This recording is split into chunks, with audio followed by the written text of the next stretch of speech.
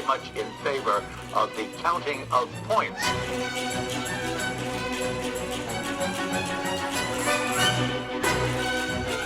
Does it work for you? No.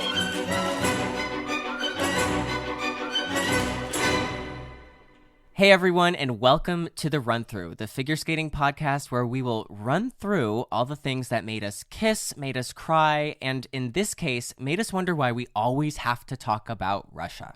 I'm your host, Adam Rippon. And I am your other host, Ashley Wagner. Also with us, as always, is our producer, not Olympic champion, Sarah Hughes.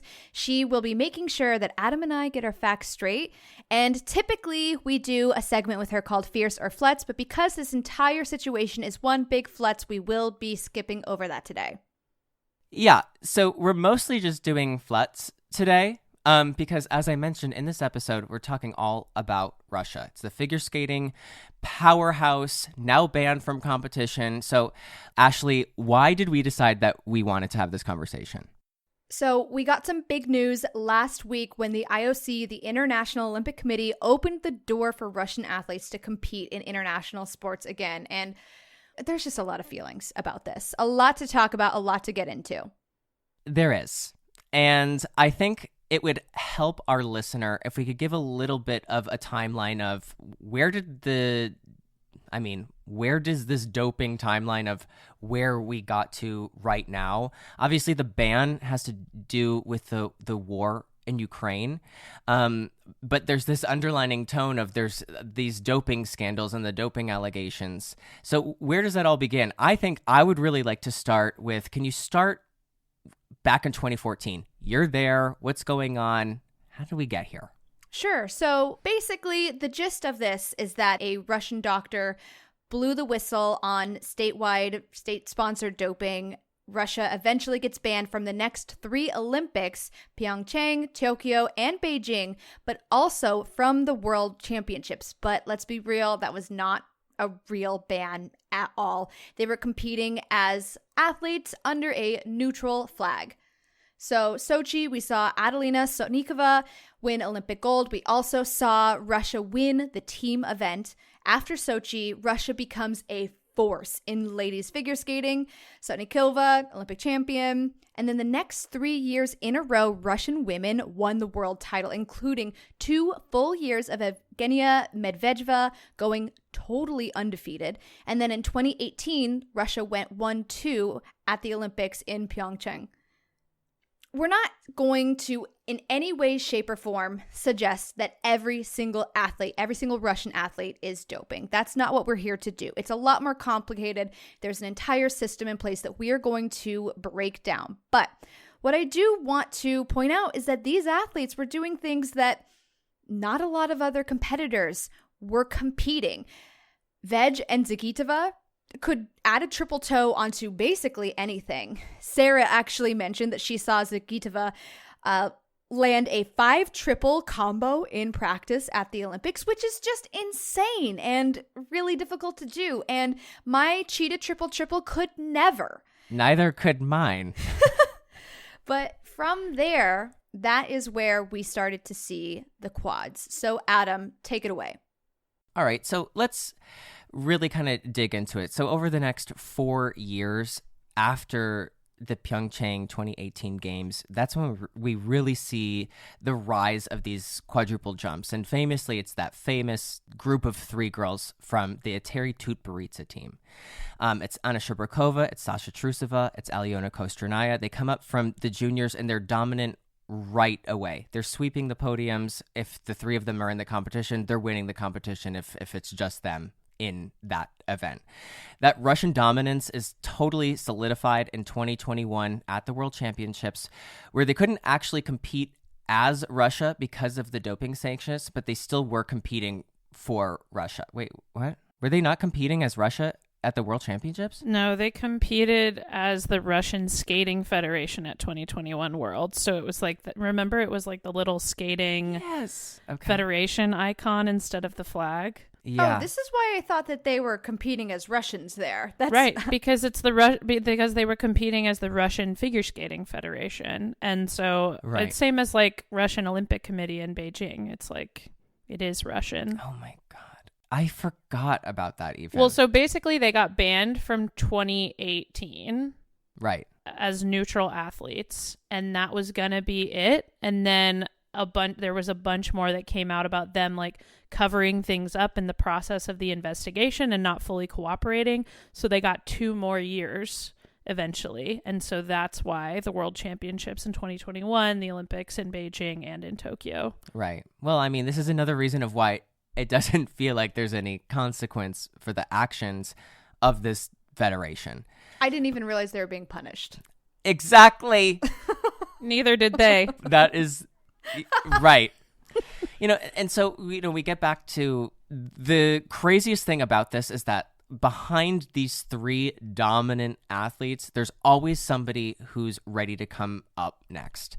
And in the case of Sherbakova, Kostranaya, and Trusova, it's Kamila Valieva.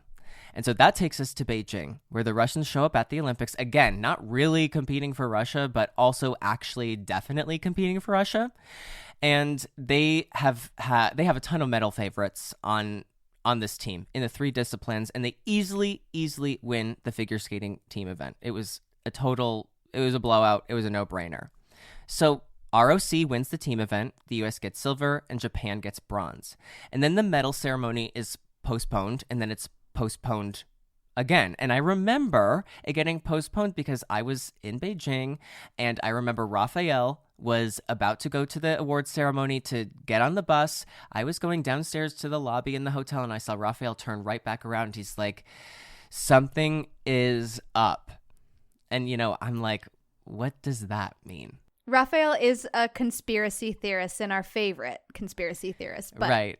But sometimes he's right. He's right. So let's just rewind. So Kamila Valieva was in the midst of this unbelievable dream first season on the senior circuit, right? She's undefeated on the Grand Prix. She has 3 quads in her free skate and a triple axel in both programs. After she won the Russian national title on Christmas Day, she took a drug test, a fateful Christmas drug test, right? This is what sets off the entire trail of events that we're about to go into. So it went to a lab in Europe while she was off to win the European title. And while she helped the ROC to win the team event in Beijing, the results of that Christmas Day drug test finally come back. And they were, as they say in Russia, niet good. Wait, Sarah, is there... Niet.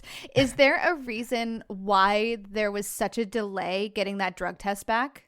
The reason given, I believe, was COVID, that they weren't having as many people working in the lab, and so they were processing tests and results slower. Okay, so it wasn't like sketchy timing or anything like that. Well, because that was, remember, right before Beijing, everyone got Omicron. Yeah. Everyone. Yeah. So it was right then that her test basically got sent in. So it was kind of believable that it would take there were that people long. out sick and not working in the lab. And so that was the reason given, I'm pretty sure. Okay. So Camilla, she was positive for a banned substance that's usually used for people with heart conditions to increase their blood flow. And so for someone who didn't need that, in theory, that would really just be able to help you train harder and longer at your sport, hence it being banned. So she gets suspended, and then she gets unsuspended. Then the IOC and the ISU try to get her resuspended, and that doesn't work. So a court rules that because of her age and the long delay in the results coming back, she gets to compete.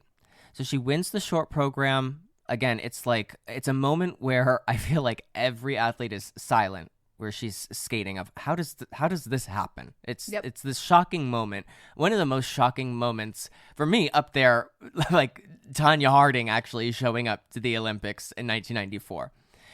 And she falls apart in the free skate. She gets 4th. But her training mates go 1-2. So 5 days after the figure skating being wrapped up in Beijing, the Russians invade Ukraine, and the Russian athletes have been banned from competition by the ISU and in most other sports ever since. So where we are today, last week the IOC opened the door to let Russian athletes back into international competition per each governing body's discretion, aka for us it's the ISU. The IOC's recommendation said that Russian and Belarusian athletes should compete only as individual neutral athletes, and no athletes or personnel who, quote, actively support the war, end quote, can compete. The same goes for athletes or personnel who are, quote, contracted to the military or national security agencies. This is where the language gets super vague, and we're going to go more into that. But the IOC said this has nothing to do with the Olympics, and they'll make a decision about Olympic participation, quote, at the appropriate time. How about now, guys? Right. Let's make up our mind right now. We have Right. a lot of information. We have enough information, I think. And this is the thing. The Russians are obviously complaining about this being unfair. And I think, there's a lot of quotes from Tatiana Tarasova, from Alexander Zhulin, showing their disappointment. Dismay. And I, for me, it shows a complete lack of self-awareness of where they stand in the athletic community, where they stand in the Olympic community. A refusal to look inward. I also think it just highlights a completely different narrative and just the language around this being used, that I don't think that it's that, they know what's up and they're choosing to just spread the word around that they're being taken advantage of here. No, I truly think that they believe this. I truly think that they believe that this is unfair to their athletes and that the world is looking for a way to take their athletes down. And so Kamila Valieva's anti-doping case is still happening. The Russian Anti-Doping Committee released a decision in December saying basically that it wasn't her fault. Mm-hmm. Maybe it was Grandpa's fault. Who knows? It could have been anyone. Wasn't it that she sipped the tea? I mean, this is where, it's not funny because it's actually, it's so outrageous and egregious that, maybe she was drinking out of the same. I remember this happening, where a reporter asked. I was in Beijing with Mariah.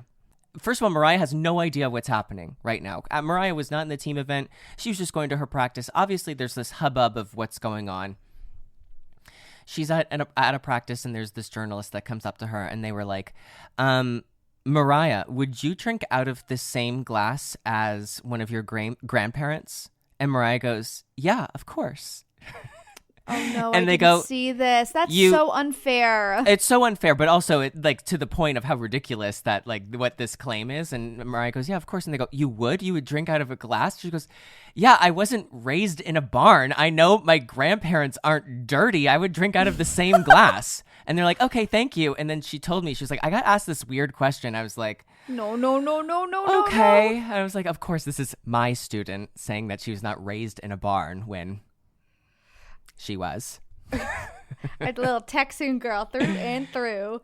But this is just kind of the point of it all. Of there's still no resolution. So many athletes are upset, and it just feels like there's been really no consequence for the actions of the Russian governing body over these Olympic athletes. And so, Ashley, I think we should go right into it. Are you ready? I am ready. Okay. So we have a lot to go over. Obviously, while it does feel pretty straightforward to a lot of athletes, it's a super complicated situation. It's layered, it's complex. And I think before we even get into it, Adam and I have talked about this at length. And our biggest issue with all of this is not the individual athletes in this situation, but the system in place and the way that it takes advantage of the spirit of sport, the ethics of sport, but also these athletes, and really trades in athletic success in the moment for the health and well-being of an athlete down the road. So lots to get into here, but why don't we get right into it? I want to start with Sochi. So we're going to go back to 2014. I was there competing at the event. I actually got drug tested multiple times. So I actually did have to go back into they're kind of like these little, it looks like a doctor's office. Yeah, so Ashley, how does that work? You're at the Olympics. I have to get drug tested. What does that mean? Where are you? Who's picking you up? Where are you going? So we had drug testing at the arena. Post-event, you would have a doping control officer comes up to you, and they usually are holding a clipboard. And when you're at a skating event, it's not like it's an American team member or something. It's usually a member of the World Anti-Doping Association, WADA. They've been assigned to you, and they have to follow you around. They notify you that you have been selected for doping, and they follow you around with their clipboard, and they have to keep eyes on you at all times until you are ready to give them a sample. And it's not glamorous, but you pee in a cup. And so at the rink, that's how it works. But there's also random doping testing at the Olympics. And so you would typically have someone knock on your bedroom door, or like we stayed in an apartment. So they would knock on your apartment door and they would say, you've been selected for doping testing. You have to come with us and you're going to go into this office. And so it looks like a doctor's office. You go into a room. There's like a chair for you to sit in, and that's pretty much it. It's very bare bones, very basic, but you always have a doping agent with you, keeping their eyes on you. And then when you go in and collect the sample, they have to watch you do that as well. So it's really in depth, and they really do follow you around. It's awkward, it's uncomfortable, but it's just part of the game, right? Yeah, and we're used to it.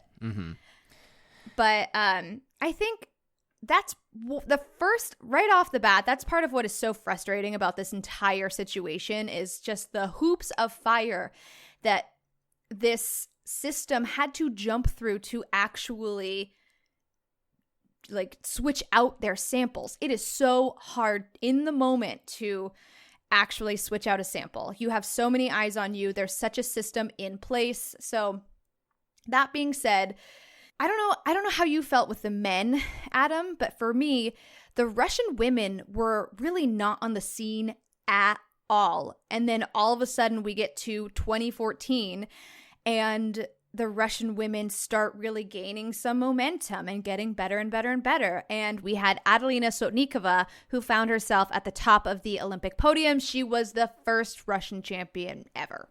Russia also won Olympic team gold, and it was a huge moment for this country. But at the same time, you know, this is really before any of the athletes had an idea of what was going on. But we're looking at these athletes who had just come out of nowhere, essentially, and then all of a sudden found insane success. Yeah. And, you know, just to go back to that point that you were making earlier, like, we really have had this conversation extensively. And I think really it's just like, just to nail down and buckle down the point that this really is like a systematic problem within Russian sports. And I don't think, like we've said this before a million times, that this is not to, you know, point at one athlete specifically. No. And doping exists in sports, unfortunately. But, you know, just like you said, like that picture that you were painting of the doping agent following you around, I mean, how many times have we been at training where all of a sudden there's somebody with a clipboard and, you know, a lanyard, and you're like, okay, somebody is getting drug tested. It's either me or it's Mariah Bell or it's Nathan Chen, or it's you. Yep. We just know that. It's part of it. And so doping is taken really, really seriously. There's no wiggle room when it comes to a failed drug test here in the U.S. And an example of that is, like, you know, we had this camp every year in Colorado Springs. Champs camp, a camp for champions. Me and you. Yeah, it was a camp for two. It was it was a punishment for two. I saw it that way. But you know, I don't even remember the year. But I remember that we were in a meeting, a big group meeting with all the athletes, and Twitter was pretty new. I miss it. And we opened up Twitter, and it's Lance Armstrong. He's admitting to doping. And, you know, there's a lot of buzz between the athletes, and we go into the cafeteria at the Olympic Training Center in Colorado Springs, and there was a huge Lance Armstrong quote right in the cafeteria, above like where you enter the bathrooms, which I guess is sort of like a Freudian slip of putting the quote above bathrooms. And what we see when we go in are 2 ladders and maybe 5 people chipping and chiseling away, getting every letter of every word of Lance Armstrong's quote down. The quote was off the wall, and they were repainting it by the end of the night so that it was just a white wall. Yeah. And I think something else, just so everybody can know, is that like in the US, the Olympic athletes are self-funded. Mm-hmm. Hopefully you're lucky enough that you can get a sponsor, but that sponsor is a private sponsor. That's a sponsorship with a brand, or sometimes you can have somebody, different foundations or scholarships that you can win to help fund your training. In a country like Russia, the sport is sponsored by the government. So the money is coming from the government, which is part of the reason the athletes are being held accountable for the actions of the government, because when they go into an international competition, they are representing that. They're representing where the money comes from. Right. They're directly funded by the government. And so, again, because this is like a real systematic thing, I think that when you're a young athlete, I mean, I would do whatever my coach told me to do. And if there was a coach, or if there was somebody who was in charge of me or older, and they said, this is what you should be doing, and it's drugs, I wouldn't know the difference. How was I supposed to know? I'm from like a small town in Scranton, Pennsylvania. Some of these kids are from a small town in Ekaterinburg. They don't know the difference. And so they're doing what they're told. And I think that they're being told that this is what you're supposed to do. And then they find themselves completely confused when the world is like, you're cheating. This isn't right. Nobody else is doing this. Right, because they've been given one narrative. And I think the difference, and I'm not here trying to say the U.S. is doing it better. We are better. That is not the case in the slightest. What I think makes this whole situation so complicated is the example that you just gave. But at the same time, at the end of the day, as an athlete, you and you alone are the only person that is going to be receiving some kind of punishment for your actions. If you're caught doping, the only person, and this has really been shown to be the case over the last, 9 years, the only person that is going to be reprimanded is going to be you individually. And so you have to be watching out for yourself. And in the US, we have such a strict anti-doping policy that if an athlete were to test positive for a banned substance, and we've seen this with American athletes who accidentally test positive for banned substances in makeup and in a like protein powder or something like that, automatically be banned from competition, no questions asked. It's an accident, too bad. You put it in your body, you know the risk. And that was the narrative. It's guilty until proven innocent when it comes to drugs in sports, when it comes to USADA, which is the U.S. Anti-Doping Agency. And I honestly just think that is truly how it has to operate, because you have to create this system where the athletes are so wary of possible consequences that they're not even going to risk it. And so by making people afraid of the risk, they end up cutting down on accidental doping in the first place. It's a system that works, but you have to play by those rules. And when you don't, it becomes really frustrating for athletes who... I spent my entire life afraid to eat poppy seed bread, because if you eat poppy seeds, you can potentially test positive for opiates. And that was how I navigated my life. I just got into poppy seed bread and it's delicious, but I couldn't enjoy it because I was afraid of what I would test positive for. And then you look at athletes who really are, not playing by the rules, whether it's mindfully or not, but they are putting these chemicals or whatever into their body. And I'm like, I haven't been able to eat poppy seed bread and you're taking whatever heart medication. Like, that's not fair. Your meladonium is poppy seed. Yeah. That's what I'm getting from this. And actually, that's our podcast today. No, I'm kidding. Yeah, I totally agree. So like the timeline of this all. Ashley's in Sochi. She's missing her first practice. She's not on the bus. So she's not doing the short program, the team event with any practice. That's where we're starting. Yeah. And then it just kind of goes forward into that, yes, we hadn't really seen a lot of Russian ladies, and then all of a sudden it was this never ending cycle of this incredible athletes, a multitude, one after another. I mean, it was a conveyor belt. There is always a newer, younger, faster, better Russian athlete coming up, and it's never ending, and each one is better than the last. And at the end of the day, skating technique, obviously we're learning more about the sport. Technology has not changed that much. Our boots have not changed dramatically since Sonja Henie, but kind of not really. Like they're the same. Yeah, there's some truth to that. The boots have gotten lighter. The blades have gotten lighter. That is it. There's nothing else dramatically different. And so then it comes down to, okay, well, what about the training technique? What are they doing differently that is creating these astronomically different skaters than what we've seen in the past? And so, now the spotlight turns to Eteri, and is she a wonder coach? Is she the recipe to success? Is she doing something dramatically different than everybody else? Mm-hmm. I mean, I think yes. like we just don't. I mean, yes, she is. Yes, she and is. I think that's the thing. I think like if we fast forward, and we get into Beijing, I want to pull Sarah onto the podcast. Sarah Hughes, not Olympic champion. I was in Beijing with Mariah, and I called you after I had seen Camilla skate. For the first time in person. I had never seen her skate in person. Do you remember what I said to you? Yeah, you said you'd never seen anything like it.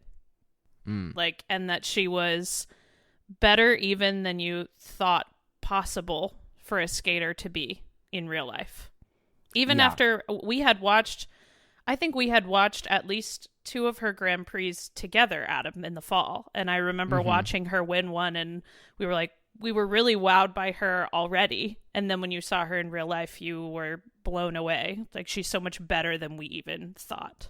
Yeah, it was unbelievable what I was watching. It was so clear that like at that moment when I was just watching these practices at this time, it was in preparation of the team event.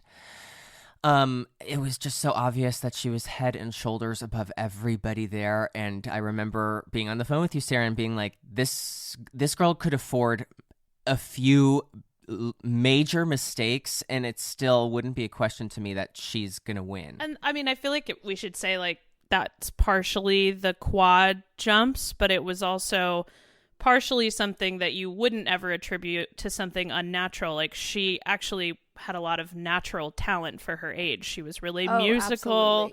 Absolutely. She had great extension. She could move with the music in a way that I think is hard to teach. Mm-hmm. So it's not, even with all the doping stuff that came later, I still feel like Camilla was one of, if not the most naturally gifted skaters in Beijing in that event. Yeah, agreed. I mean, naturally, there were so many qualities of hers that's truly what made me think, oh, wow, this girl is head and shoulders. It wasn't, it wasn't just the jumps. It was everything. It was the spins. It was the speed. But, to be a good performer, Ashley, as you are and were, it takes a lot. You have to be a really, really good athlete. It takes a lot of stamina. It takes a lot of training, a lot of conditioning.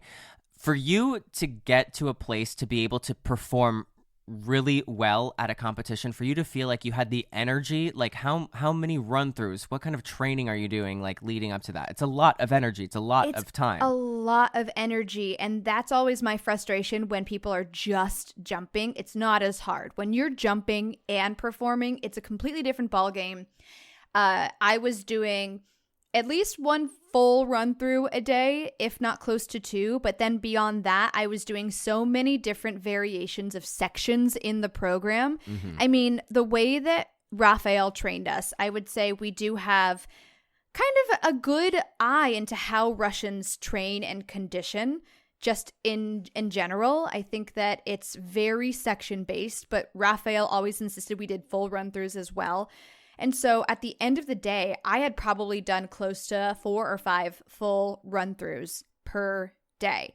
And I was actually just thinking when you were talking about this, about Zagidova's free skate in Korea, where she had the majority of her triples, all of her jumps in the second half. And I'm watching this thinking, this is so insane. It's really difficult. It's not a balanced program, but to be able to do that many jumps in a row at the end of a program, the level of conditioning is just so difficult. It's insane. You have to be so prepared, and the training that goes in is intense. And we know that these Russian camps really put a lot of time and energy into their training. Right. I mean, this is the thing. Nothing's going to make you skate better at a competition than repetition. Absolutely. Nothing is going to make you more consistent than repetition. And the more sets you can do of, can I do 10 triplettes in a row? Can I do 15? Can I do 2 back-to-back long programs in a row? Nothing is going to make an athlete more trained than doing more. There's obviously a method to the madness, and you need a professional coach to tell you when to stop and how to pace for that. You know, it's like saying, "Oh, I'm gonna run a marathon," and the first day of training you tried to run the marathon. That's not how it works. There's a build up to it, but nothing's gonna make you more prepared than preparation. And I think that when we speak about the specific medication, what was the medication called, Sarah, that Camilla was? It's called trimetazidine. Then there's also the meldonium that came before that, which was another heart medication. So it's like same. Basically what she took is a heart medication that's intended to improve your circulation and blood flow, which essentially means that you can do more conditioning, do more training, because your muscles recover faster. You're aerobic, like you can breathe easier as you do hard exercise. And I think that, like, as an athlete who is also a skater, I'd say I'm a skater, not really so much an athlete in this moment, but I think what the point I'm trying to get at is that, you know, there were so many qualities of Camilla specifically where, you know, you're like, there's no drug that can teach this. There's no drug that's going to teach you how to do a quadruple jump. There's no drug that's going to teach you how to do the splits in every direction. Drugs don't give you talent. No, but they do give you more time on the ice, more time in the gym. So for a normal skater, or let's just say a normal person, for them to like learn a double axel, let's say it takes 100 hours, right? Well, so if I'm skating 2 hours a day, it's going to take me about 50 days of 2-hour practice. But if I'm being put on this drug that makes my stamina so much better that I can get through 2 extra hours of practice, that means I'm doing 4 hours of practice, then already that's going to take me 25 days to get 100 hours in. So I'm able to cut the time it takes me to learn something in half. I'm able to do more.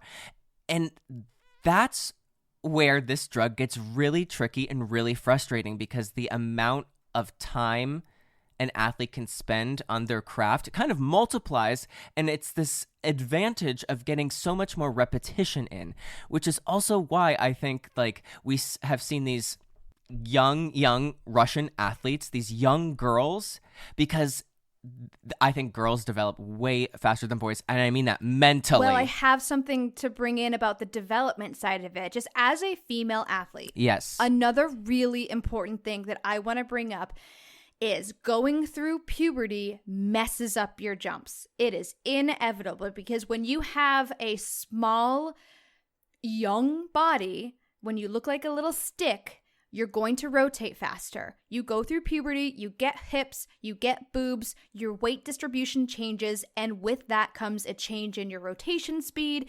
There's a change in how you carry yourself on the ice. And so this is one way to really help push off this major change is by working out to the point that your body knows that it cannot handle a huge change like that, a huge hormonal physical change. If there is not the energy resource to do that, it's not going to happen. And so the other thing that I see when I'm looking at these kids, and this is what makes me really frustrated because it's so bad for your body and long scared. term. It makes It's me scary. scared. I'm sure it's frustrating for you because, I mean, you can see eye to eye with these young girls as you were one Right. once. Not now, obviously. And when I was a young water.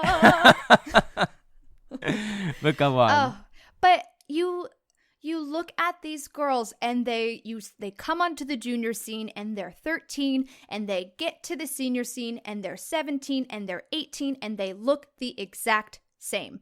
And they're jumping the exact same and they're training the exact same. And they're putting so much pressure and stress on their bodies that long term these athletes just disappear as soon as they go through their Olympic cycle, as soon as they get through whatever major event they need to, and then they just disappear. It's so bad for your body, and I highly doubt that this is information that is being given to these athletes. The risk is most likely not being presented to them in a way where it's really discussing the long-term effects of what it's going to do to your body, and that's why for me, it's not about the individual athletes. I think the athletes are being put in such a tragically wrong and awful position. It's the system that is taking advantage of the athletes present so that they can get the results that they want to see and put their country on the map. We have the fastest, the strongest, the best athletes. Look at how successful our country is. And then, these athletes are literally just a method to prove that. And then once they do that, they don't need them anymore and they're just pushed to the side. And it's heartbreaking to watch. I have two things. One, if you're a female athlete and you're listening to this, it is not healthy to not have a period. No. That is a sign that you something needs to change. Too much stress on your body. Yes. It's really important. It's part of being a healthy female athlete. The second point I want to get to is actually I kind of want to just cut to the chase a little bit. Yeah. Should the Russian athletes be allowed in competition? Should they be allowed back in competition? Let's just cut to it. And why is the answer no? The answer is no, because I hope for anyone listening, we've done our best to help show you that it is the system and not the athletes that are the problem. And until the system itself is actually punished, the athletes are going to continue to be taken advantage of. And so, no, Russian athletes shouldn't be competing. When you look at, what was it? What Olympics? Korea. So Korea was the first Olympics where they were not allowed to compete as Russian athletes. They represented the OAR, the Olympic athletes from Russia. Yeah. From Russia. So first of all, Russia's literally in the title. And then the Russian flag was part of their flag. Not a real punishment. No. I mean, Adam, what do you think? I thought the outfits were really awful, and they got even worse in Beijing. That felt like a punishment. But I They felt were really like that sad gray. yeah, and the mint green, which usually I like mint green. But yeah, I feel really effing awful for a lot of these Russian athletes because I think that they work really hard and they just want to do their best. Yeah.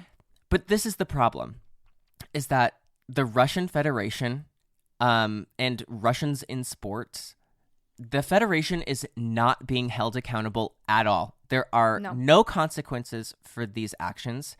And I think that at this time, it's one thing, and it's now I can go, oh, well, it's one thing to have a state-sponsored doping program.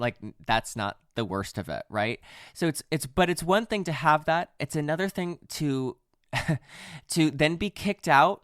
I understand the thought process of let's let some of these athletes back in, but it's a completely another thing to, under a flag that you are representing because you are banned, you are still getting caught for cheating. Yep. And that's not even why they're banned. No. They're banned because of a war in Ukraine.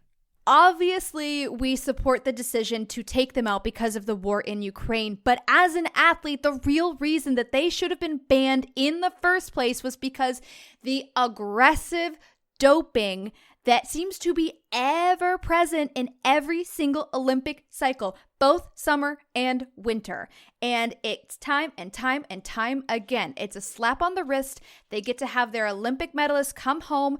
And are they announced at any figure skating event as the Olympic gold medalist representing the Olympic athletes of Russia? No, it's Russia's Olympic gold medalist. It is not a punishment. No, and they have this attitude that they're being picked on.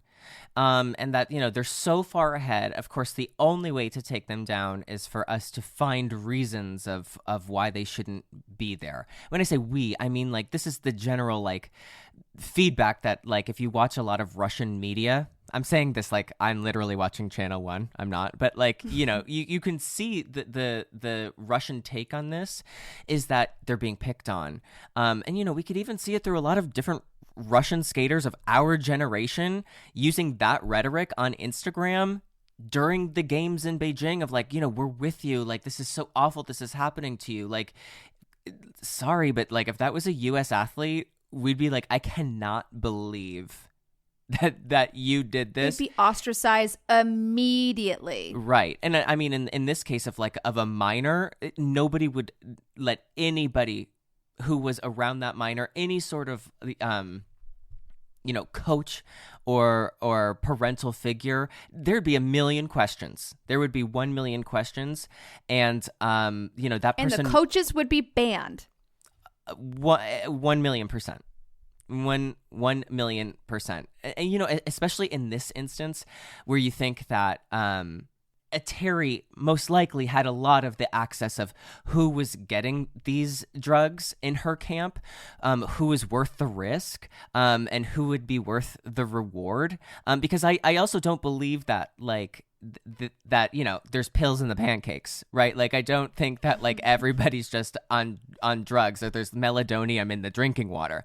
Right, we're not saying that every single athlete is doping. That's not what we're up here doing at all. No, but I do believe that there is this systematic point of view of this person is a favorite for gold. They're worth this risk, because I think speaking as somebody who has no idea about drugs, what I'm saying is I think that to keep up to date, you need to know what's going on in the medical community to continue to mask these different drugs and keep up with different drugs that are being banned and switching them out for ones that haven't been banned yet. So it takes a professional. I mean, Ashley, you told me to watch Icarus on Netflix, which is basically what prompted this whole investigation into the Russian doping scandal.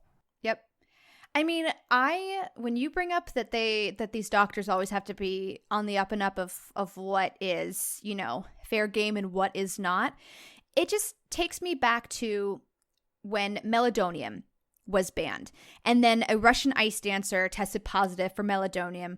And I remember, I believe it was Plushenko who tweeted something about how it was ridiculous because these are just vitamins. Right. And that is where I'm this makes sense.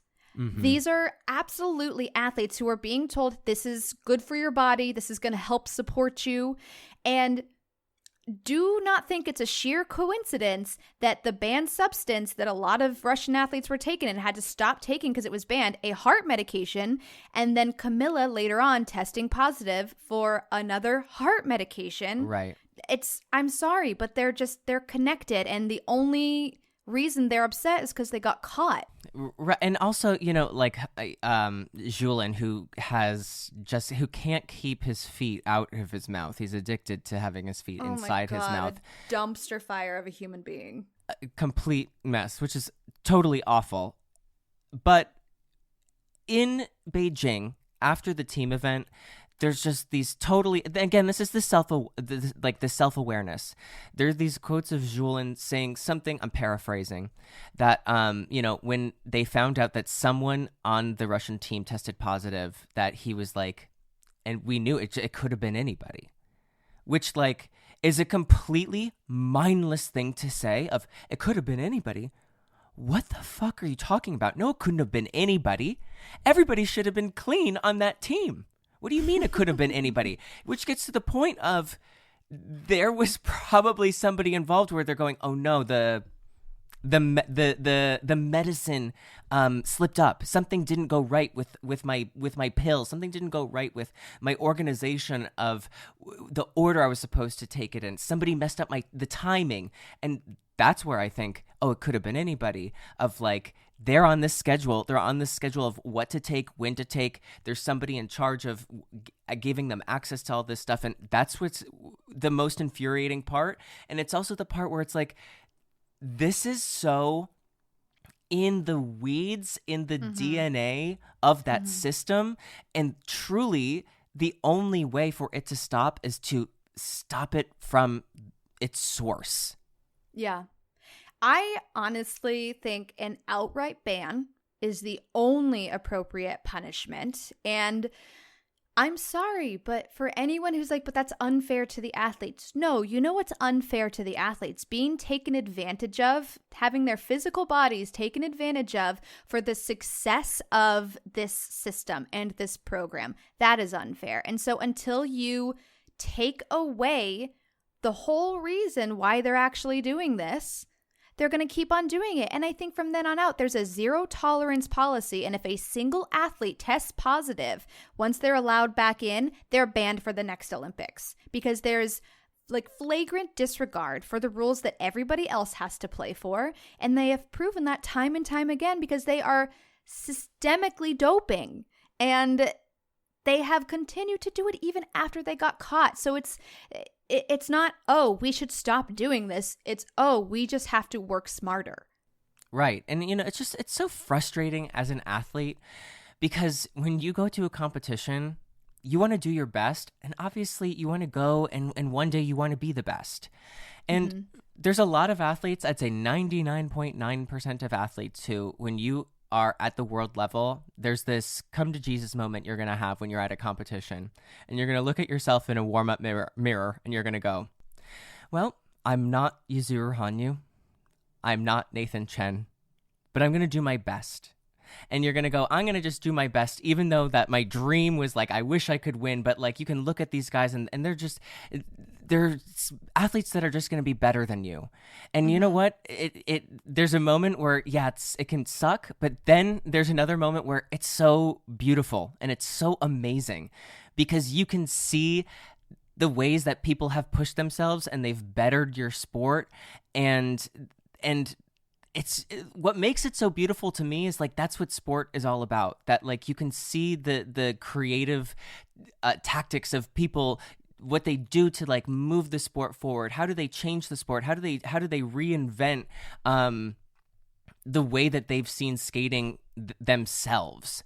And for an athlete that's not going to win a title or win a medal at these competitions, it's in the name of sport that I know everybody in that event is going to do their best, and they've done everything they can to be their best. And then however the results come, that's what the results are.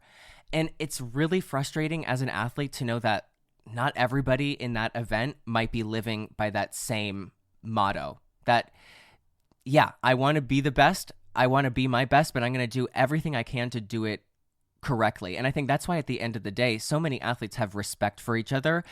Even more so, I think, like when there's distance from their own competitive journey, where you go, listen, I know what I went through was insane. And I know you know exactly what I went through, the pressures, the ups, the downs. I know that I see you eye to eye. And I think that's why, like, as I get older, I have so much more respect for the people that I watched on TV when I was a young athlete. And I have so much respect for even you, Ashley. No, I'm kidding. Wow. But I mean, it's just like I see it through a different lens of like, you're not in it, and you realize like all that it takes, and it's amazing, and it's a huge accomplishment, and it just feels unfair that there could be people who don't live by that same moral guidance of the whole point of sport is to be your best and better yourself every time you have the opportunity. And the whole point of it is not to see what kind of science can prevail. That's not what sport is about. It's frustrating, it's heartbreaking, it's infuriating, and obviously, well, let's get into why we're even talking about this today. So going back to the IOC's decision to let the Russian athletes back in and compete, surprise, surprise, it's back under a nice neutral flag. So, and it's worked out so well before. Right. So, I don't know, ban the neutral athletes. They're cheating. I'm really interested. The way that they kind of phrased this was really, really vague. Right. I think intentionally so.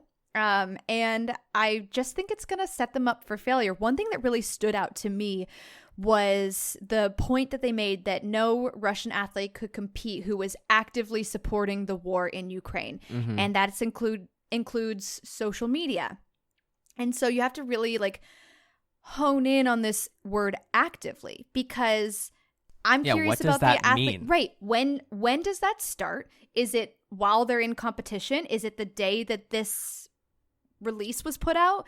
Is it the day that the war in Ukraine started? Because what was that? 5 days after the end of the figure skating event in Beijing? Mm-hmm. So if you want to look at it that way, I just think any social media support for the war in Ukraine should absolutely be taken for what it is. If you have said that you support this war, you support this war. You're not going to have some come to Jesus moment and stop supporting the war, or maybe you do, because also it'll help you get into competition. If you haven't actively said anything against the war, who's to say you aren't actively supporting it? Right.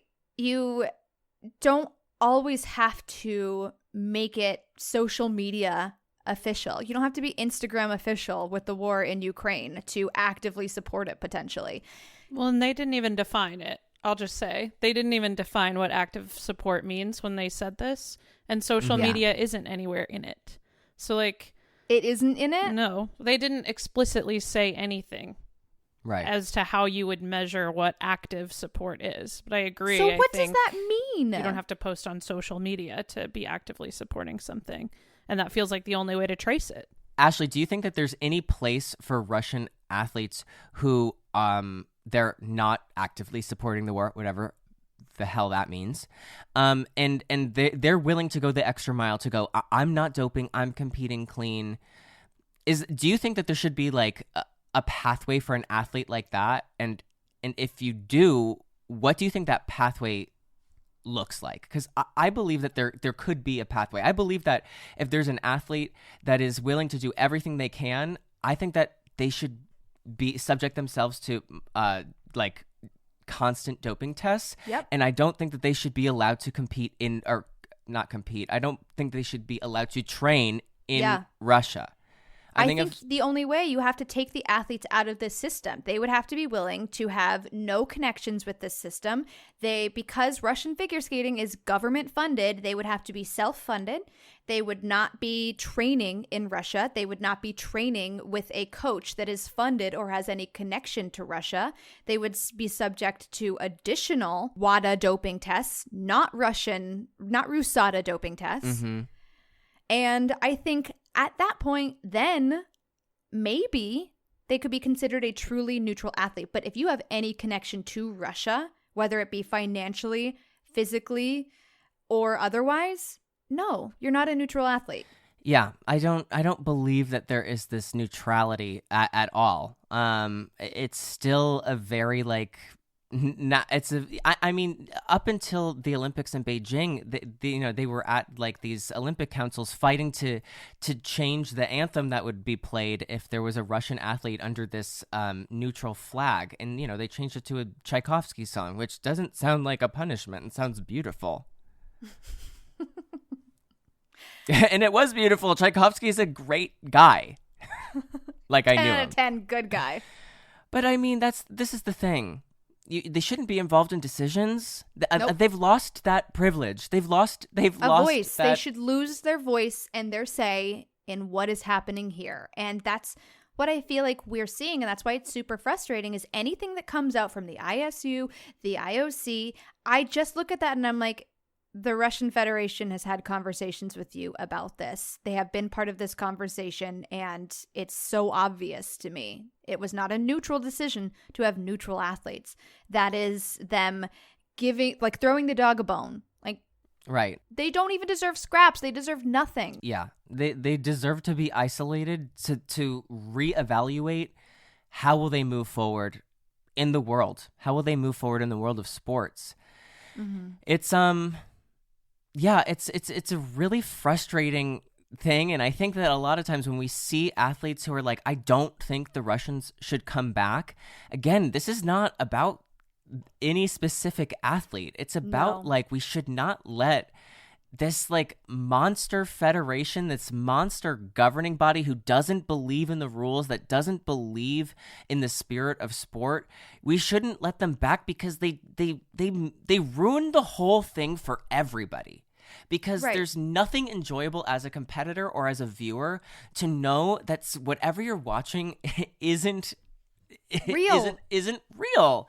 And you know, it makes me think of my conversation with Sarah in Beijing of like what I was watching was unbelievable and I should have listened to myself because I shouldn't have believed it. And that's what makes me so frustrated is that like I want to believe in that magic. I want to believe that what I'm watching is just this work that's been done fairly, this work that's been done mindfully is real. And it frustrates me and it makes me feel, God, you just didn't believe that your really talented athletes could do this on their own, and now you've ruined it for all of us. They've ruined it Right. to the point of there's a big group of athletes who are still waiting for a medal at an This Olympic makes me Games. so mad. This makes me so mad. I wish that they had gone through with the medal ceremony, but everyone wanted to save face here. I wish that they had gone through with that medal ceremony because you know what? For me, standing on that Olympic podium was one of the highlights of my entire life. Looking out at the Olympic flame, standing on the podium, receiving my medal at the Olympics, one of the best moments of my life.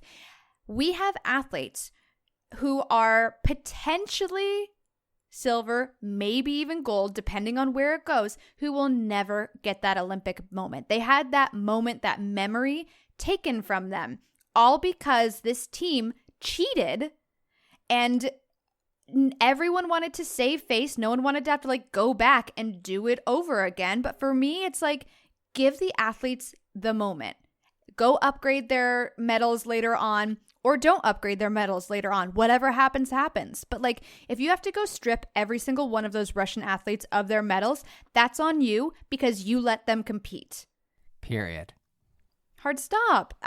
This is where it's like, it's about everyone. It affects everyone. And we are making all of these sacrifices for a small group of people that affect a much larger group of people. And it's just not worth it. Well, it's just I think it's for the greater good of all sport that like we take a good hard look at this moment, and we go, how are we going to make sure that we keep these young athletes healthy? How are we going to make sure that we keep them safe? How are we going to make sure that that this is accessible to everybody around the world? That the whole reason like we got involved in sport and fell in love with it.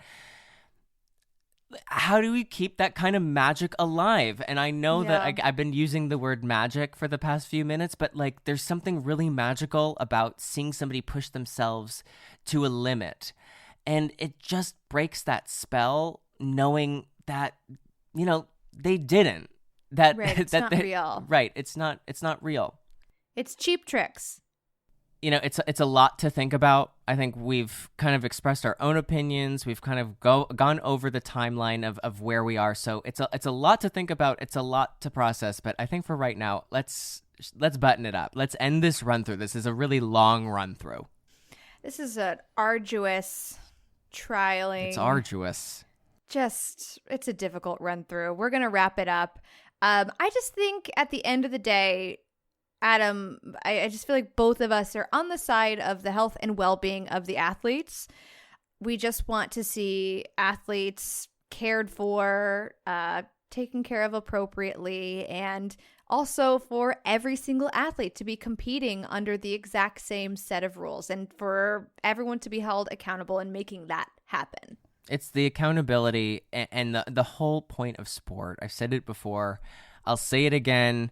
The whole point of it is to better yourself every single day, is to compete clean. That's just in the name of sport, that you compete clean, that you know it's a level and even playing field. And that's so important to us as a viewer. It's so important, even more so to us as an athlete. And that's the main frustration. It's the main frustration so many of the athletes have. It's the main frustration I have. It's the main frustration I had in Beijing as a coach, is that I want the event to be fair, and I want accountability taken. I want a real punishment. I want real consequences. I just want to stop being like, we're still talking about this.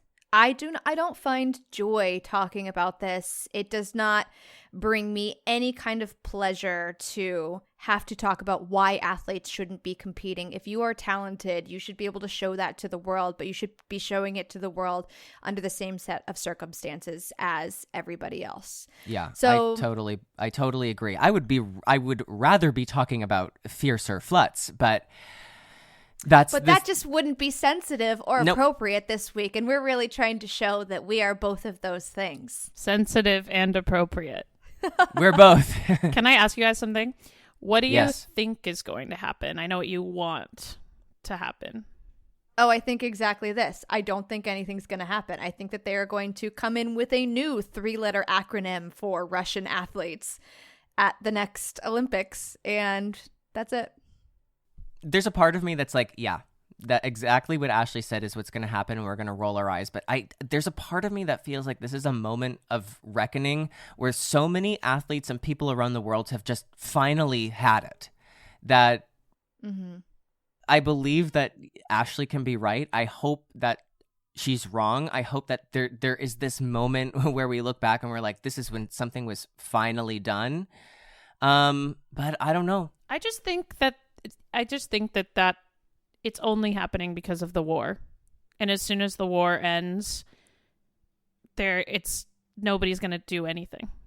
No, it took a war to actually take any kind of stance on Russian athletes that actually did look like some form of a punishment. And even with the war still going on, we are now actively seeking out ways to allow Russian athletes in. So that's why I lean towards nothing happening, because 1 year into this war, they're still looking for ways to make it fair for the Russian athletes. And I couldn't even imagine how a Ukrainian athlete must be feeling right now looking at this and everything that their families, their countries, themselves personally are going through. And we are moving heaven and earth to allow Russian athletes in. I can't imagine how that feels. And right now, like as we've said earlier in this podcast, in this episode, that like, I think in the totem pole of who's responsible, the athletes aren't at the top. And we could even see it at the World Championships last week.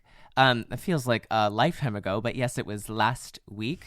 That there are Russian officials and Russian coaches there who are, I mean, in my mind, even more responsible for where we are right now. They're the most responsible, more so than the athletes who are the ones paying the price. So what even is this Russian ban currently? Seeing Eteri Tubridze at the boards in the kiss and cry at the World Championships when the Russian athletes are banned because of an active ongoing war. I understand that she was obviously credentialed through another country, but she's a Russian citizen. For me, I just found that really disrespectful of the ISU to not fully carry out that ban and to allow her. There are other Russian citizens who were coaches and other Russian officials who like were representing other countries, but the real problem with Eteri is that she's at the center. She's directly connected to this. Yeah, she's right at the center. She's the one where we think of this the doping allegations. We go right to her. We go right to her. We go right to her camp, and we go, we are having these conversations because of you, and you are here. You don't want to play fair. You want to be famous, and you want to do all this, and you want to be the best coach in the world, but you don't want to do it the right way. And here you are marching your sorry curly hair into a competition, trying to do a little apology tour when it's your athletes who are now paying the price because of your actions. That's what's not fair. That's not fair. I was gobsmacked. The only time I've ever found that word appropriate to use in real life, to see her in the kiss and cry. It's truly the only time where I've been like, oh yeah, I know what gobsmacked means. Yeah, because she I was don't even know gobsmacked. what it means, but that's what I was. Ashley, let's end this or we'll be here for years. We'll be here forever. We'll be here forever. But guess what? We will be back next week. We will be doing a World Team Trophy preview. We're going to set up the event, things to watch out for, tell you exactly what this is, maybe take a little walk down memory lane, and yeah, it'll be a lot more fun than this one. But we had to have this conversation. We had to have this conversation because, skating, we love all parts of it, the camp and the fun run-throughs and all of these things, but also you need to talk about this side because there's a lot going on. But that being said, we will be back next week with our breakdown. You can subscribe and listen to this podcast on Spotify, Apple, Amazon, Google, iHeart, or wherever you get your podcasts. We also love hearing from you.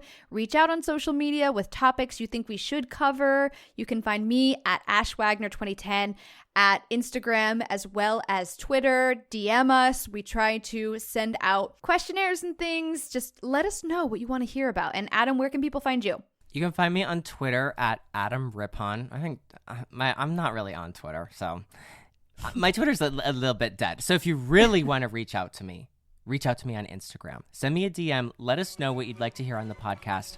On Instagram, I'm at @arip. And until then, Ashley, like our coach Raphael always told us before every competition, come on, buddy. Thanks, guys.